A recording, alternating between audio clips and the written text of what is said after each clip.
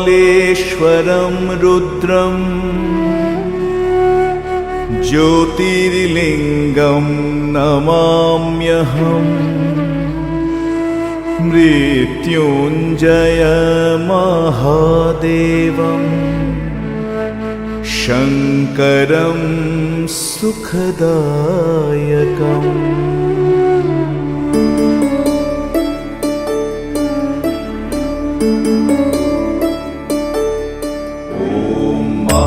कालाय नमः।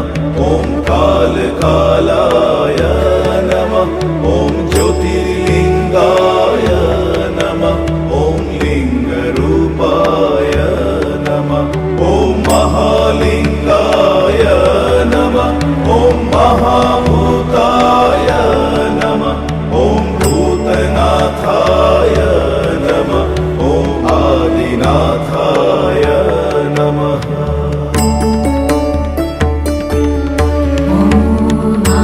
दोषाय नमः। ॐ अमृताय नमः। ॐ पञ्चपत्राय नमः। ॐ त्रिनेत्राय नमः। ॐ त्रिशूलधाराय नमः। ॐ वृषभध्वजाय नमः। ॐ विषधाराय नमः। ॐ बिल्वधाराय नमः।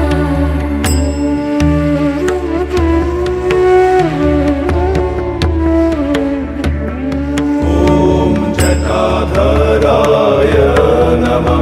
ॐ गङ्गाधराय नमः।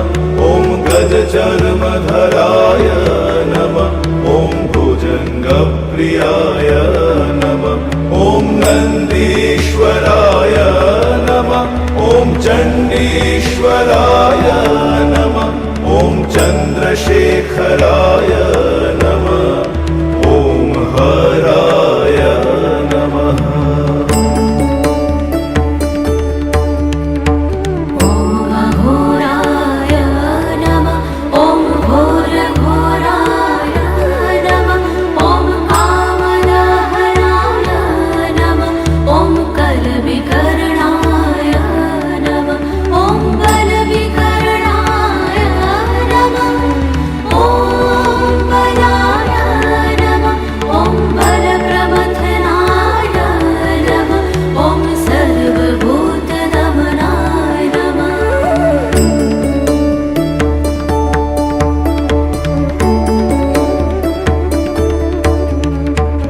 ॐ शम्भुवाय नमः। ॐ मयोभवाय नमः। ॐ शङ्कराय नमः।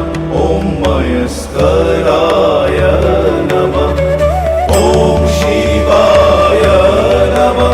ॐ शिवतराय नमः। ॐ सर्वेश्वराय नमः। ॐ सत्युजाताय नमः। ॐ वामदेवाय नमः। ॐ तत्पुरुषाय नमः। ॐ महादेवाय नमः। ॐ महेश्वराय नमः। ॐ महामङ्गलाय नमः। ॐ नीलकण्ठाय नमः। ॐ निराकाराय नमः। ॐ दिगम्बराय नमः।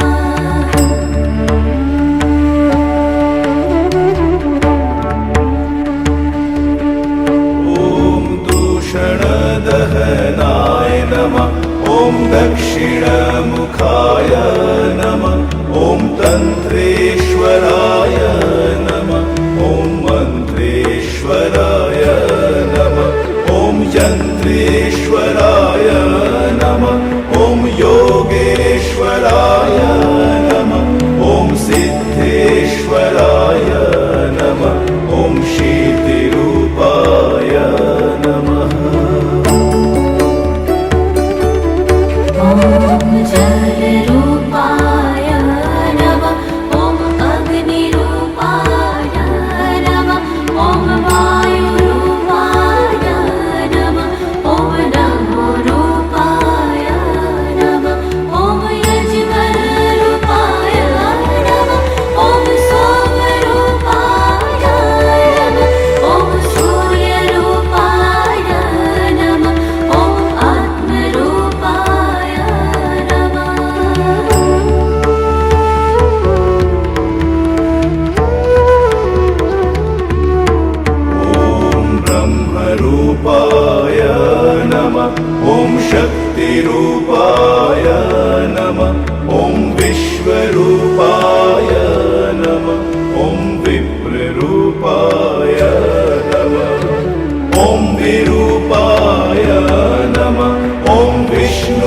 प्रियाय नमः ॐ रामप्रियाय नमः ॐ कृष्णप्रियाय नमः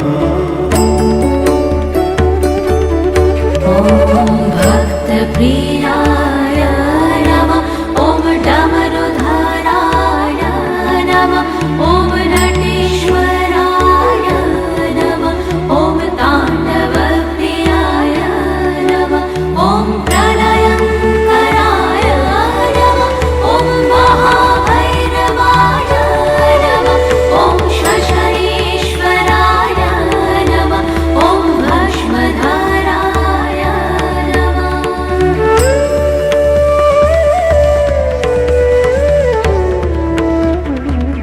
ॐ कपालीश्वराय नमः ॐ रुण्डधराय नमः ॐ मुण्डधराय नमः ॐ त्रिकुण्ठधराय नमः ॐ पिनकहस्ताय नमः ॐ यतिनाथाय नमः ॐ अवभूतेश्वराय नमः ॐ अर्धनारीश्वराय नमः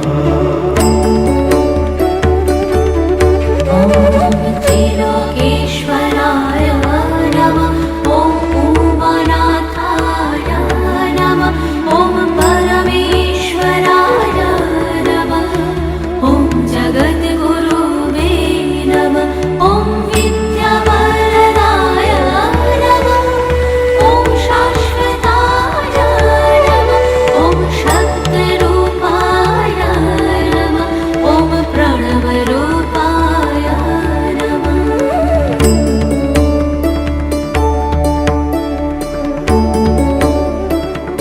ॐ महानादाय नमः ॐ अवन्तीनाथाय नमः ॐ मुक्तिवरदाय